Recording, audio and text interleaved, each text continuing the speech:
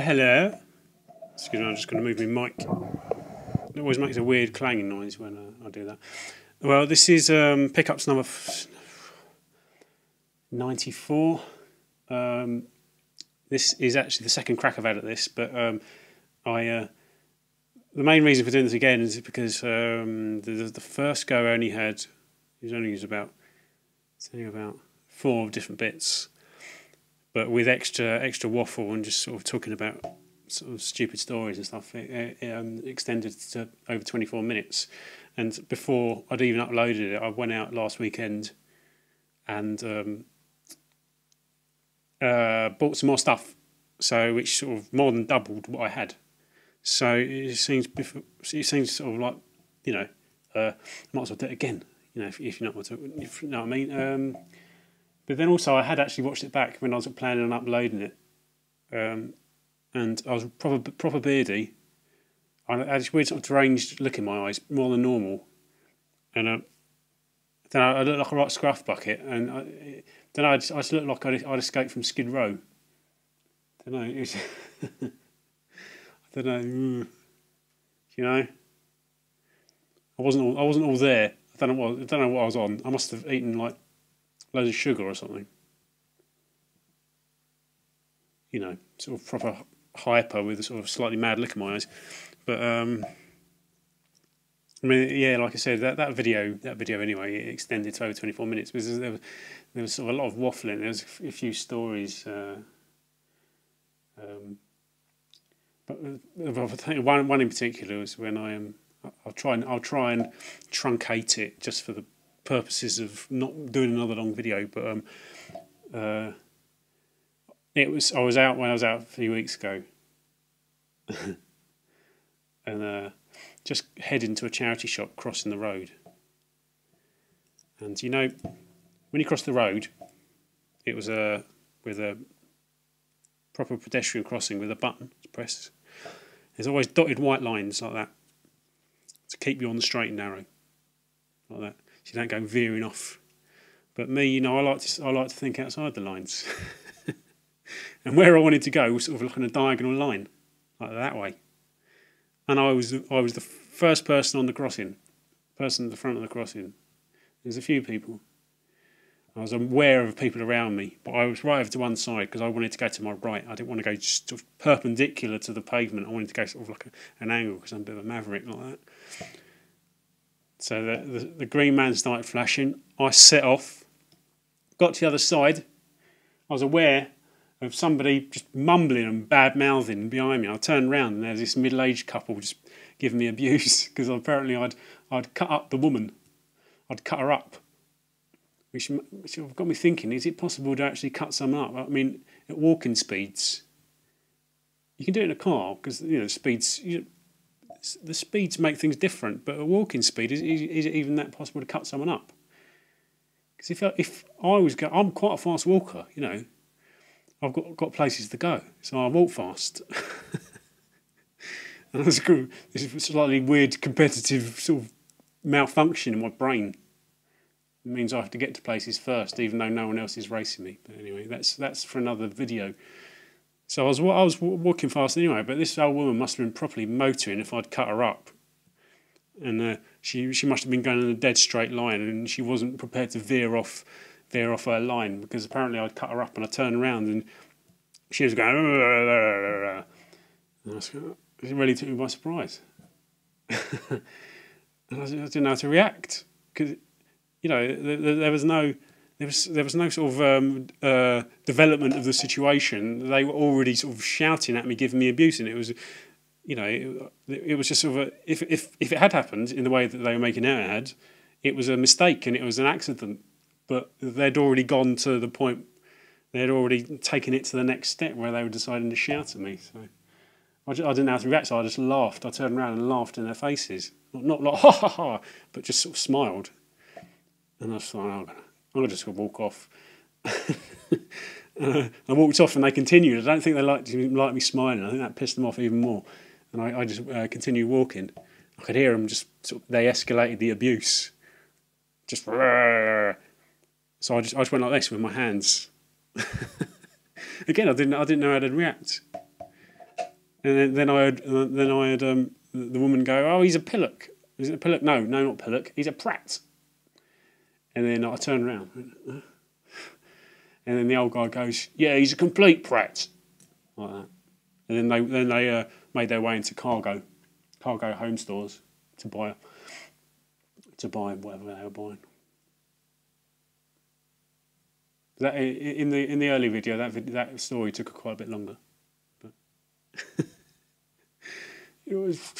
it's not, you can't cut someone up to that extent. I mean, you know, so you're not going that fast. It was just sort of, I don't even vaguely remember. I didn't have my headphones on. I've got, you know, no, she wasn't really in my peripheral vision. She was behind me. I'm relatively fast walker. Don't know. Anyway, yeah. I mean, I went from there directly to this charity shop that had a SNES in the window. And sorry, not a SNES, a NES. NES in the window. A NES and a Zapper for 25 quid.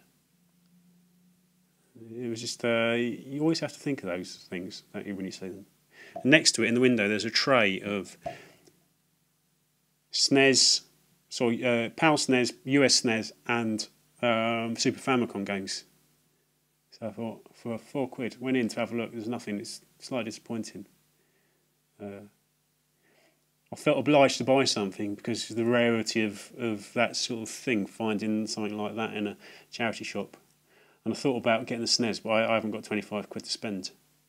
But all in all, it was a little, sort of quite an eventful little. It was about a minute going from the sublime, sort of the ridiculous to the sublime, to the neutral, having no purchases from this sort of little batch of stuff that I saw. But yeah, and there was NES games as well. They were £5 each. They had Turtles, the arcade game.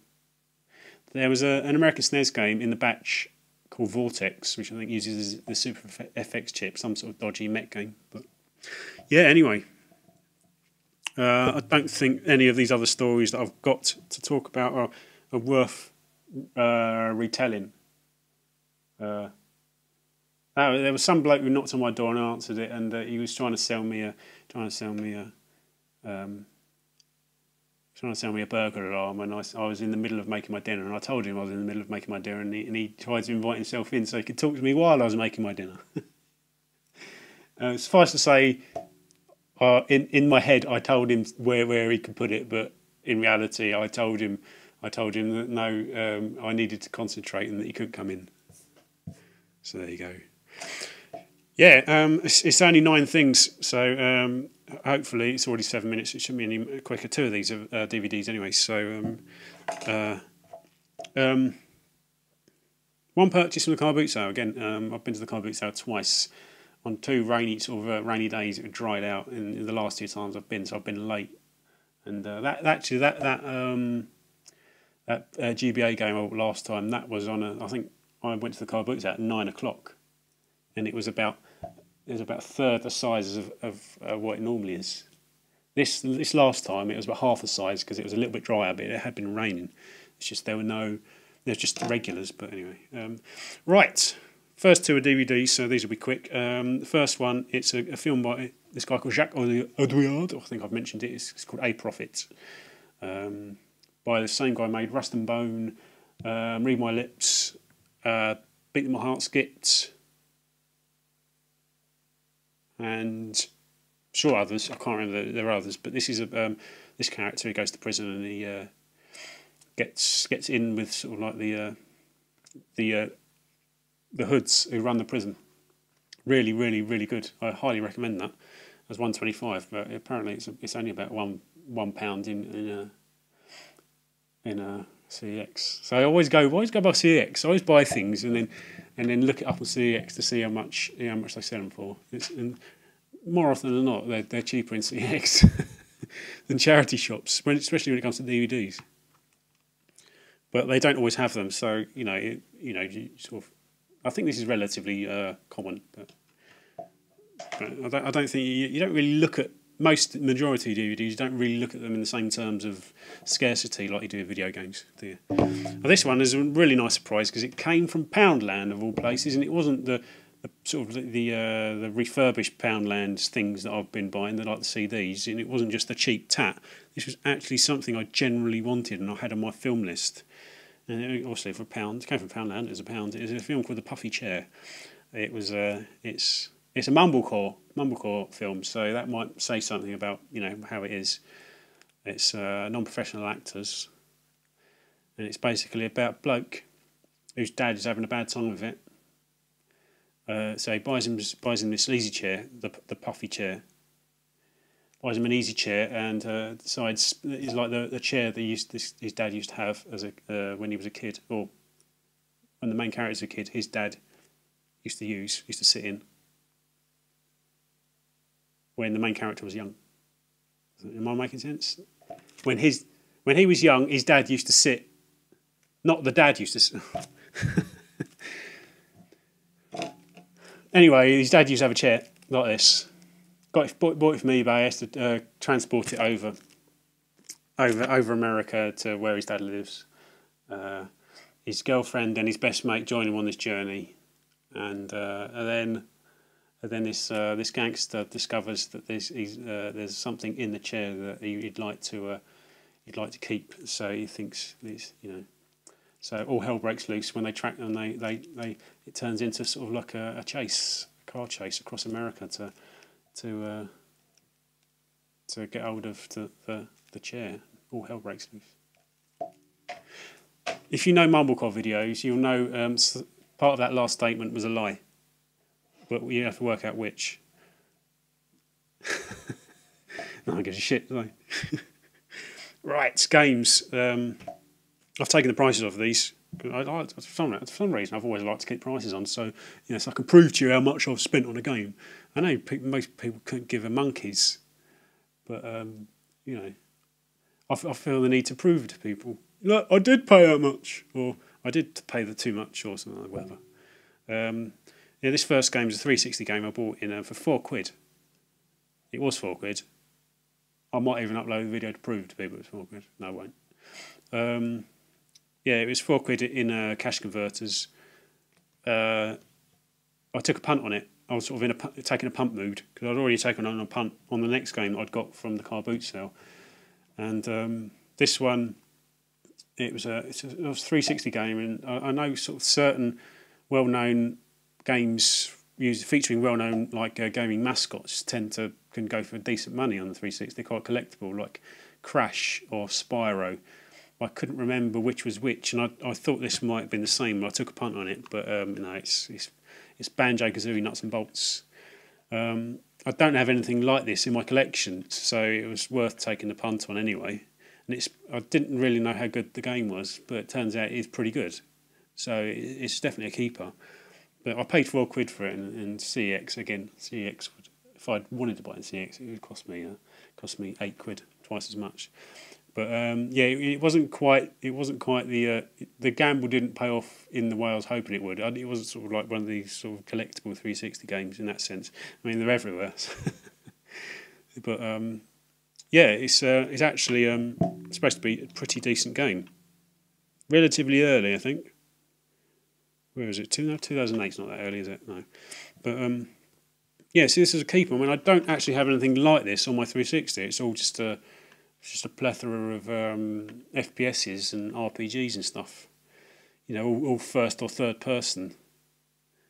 So something a nice change of speed. I don't need really anything more than that. I'm not going to go wild on the platformers, but yeah. So right, that was the second punt of the day. I thought my radar was off because I thought I was just getting a bit carried away. But that wasn't too much. And this is actually the first punt I took at the car boot sale from this seller. This seller is generally with his twin. They turn up with their twins, but this time there's only one twin there, and they're proper miserable because they always turn up with this big truck, open the back up, and just basically put out big boxes full of rubbish, and just stand there with their arms folded. And you go, "How much is this, mate?" And they go, "Oh, mumble at you." And you go, oh. And they're the sort of people who take it really seriously and don't really like the banter, the car boot banter, and they don't really like haggling. I'm not the best haggler anyway, so if you've got people like that, I just think, oh, right, yeah, I'll pay that. But I tend to pay if I'm willing to pay it, then I'll pay it. I generally don't haggle with them because They don't seem like the haggling type. I have tried in the past, and they go, no. And that's it. Just cut you off like that. But they actually had some Mega Drive arcade sticks for £5, which I don't really know whether that's how good that money is. But they were a bit spongy and a bit dirty, and they probably would have needed opening up, which, you know, I might have done if I had the right tools. I've never really done them before, but I don't think they'd be too difficult to clean. But £5, they're not essential. I've got joypads coming up my ears, so it's just you either hold a stick or use your thumb. Either way, I can make do. What am I talking about? I don't know. But yeah, this was the game. I got £2 PSP. It's called Gurumin, A Monstrous Adventure. It's according to the reviews. This is a punt. According to the reviews, it's sort of like takes its inspiration from the sort of 3D Zelda games, and I suppose, but then I think it looks more like Dark Chronicle personally, or Dark. I'll say Dark Crystal.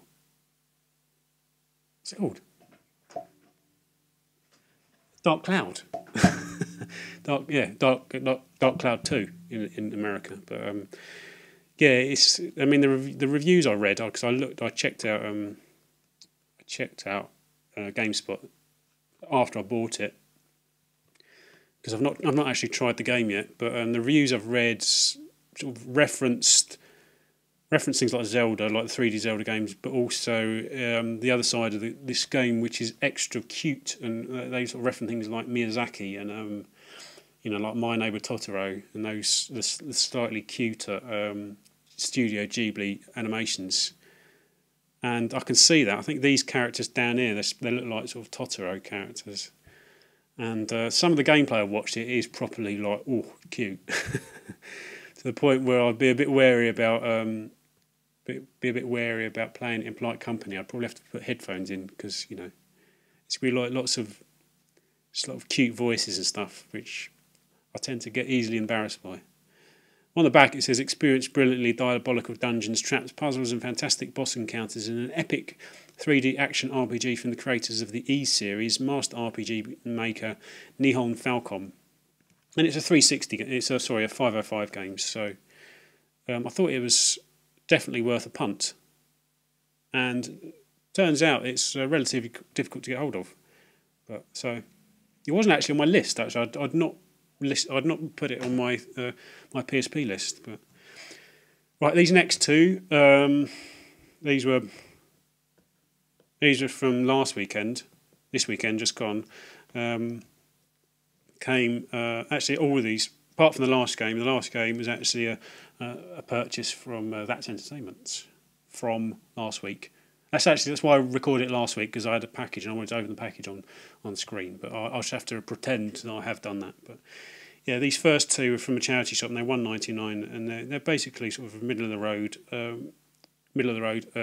original Xbox games. That one of them was on my list, the other one wasn't. But I got slightly confused with one of them, thinking it was, but it wasn't. And which is this one? It's called Battle Engine Aquila, or Aquila. There you go. It's sort of like a first-person mech shooter, where you can morph into an aeroplane. So, and basically, yeah, that's there you are. That's you there. You drive that thing, and you have all these sort of soldiers on your side and stuff like that. And it looks okay. I mean, I've not tried it yet, because I've literally only had it for a day or so. But the first lot of gameplay I checked out, it wasn't the game I thought it was. I thought it was something else. I thought it was a game called Gun Valkyrie, but also I'd got a bit confused. It looks okay, but then I checked out a few more gameplay videos, and it improved the more I watched. But I don't think it's going to sort of break any boundaries really. But I don't really have anything like it. It's only a first-person shooter, and when it boils down to it. But I suppose you could compare it to sort of like an arcadey version of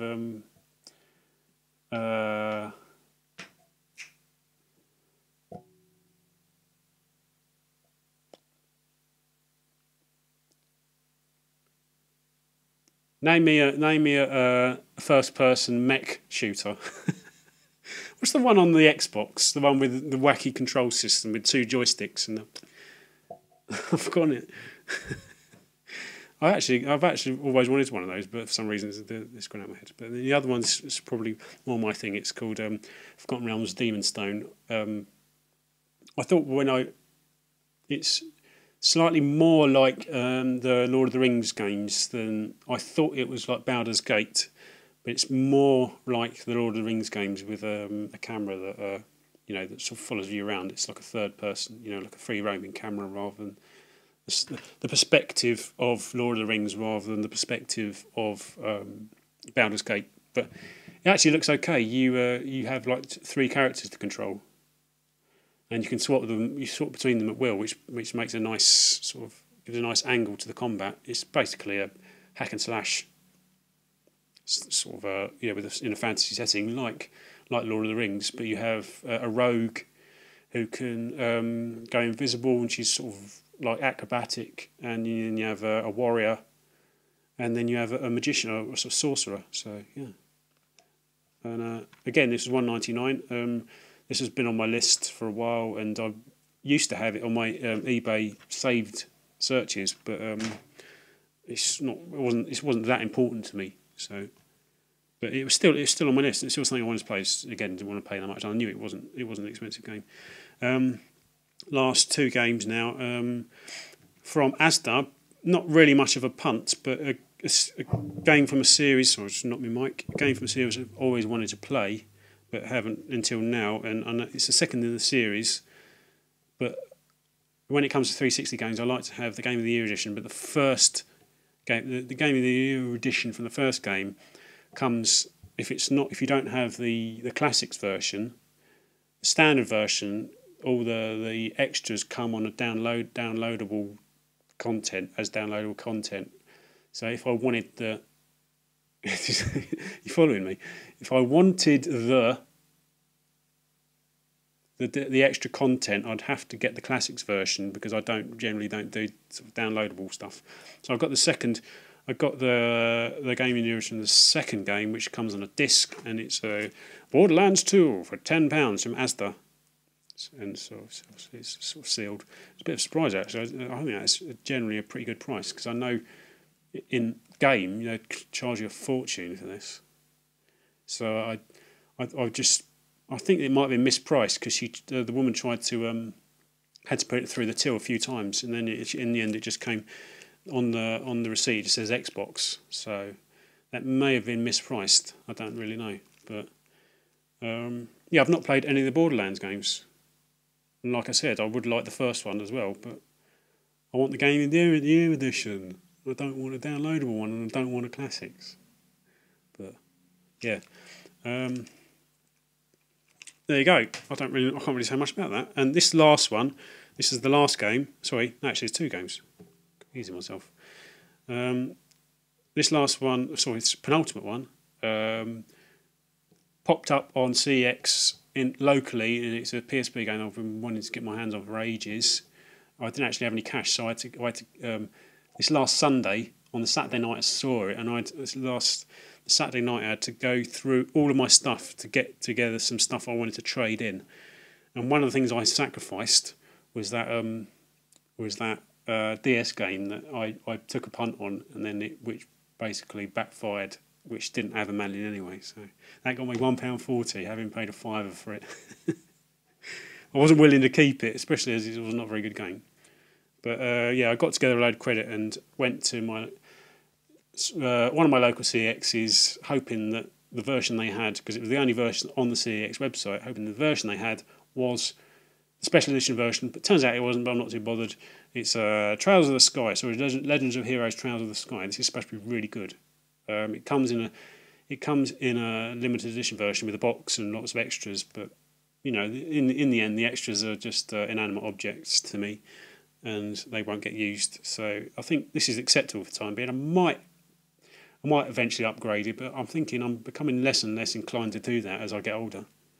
But it's supposed to be really good, and there's a place near me that sells this brand new for £15. but I didn't have. I don't think their trade-ins anywhere near as good. So I just had to top up a little bit to make it up to the 12 quid cash. So I think, yeah, this was probably my most before I bought it, my most sought after PSP game. It's supposed to be really good, better than the other Legends of Heroes games. Finally, from That's Entertainment, I wanted to open this on camera, and I did open it on camera, because with That's Entertainment, I don't think I mentioned it when I bought the Jack and Daxter game. They got their prices, and the prices are cheap, but you don't really know what you're getting. You don't want to know. You don't really know what the conditions are going to be, because their descriptions are really basic. They're just sort of very good generally. You don't even know if it's going to be a continental version with sort of another language in the manual and the sleeve. And sometimes I've seen people get like American versions for games they thought they were getting a PAL version, and they've got an American version.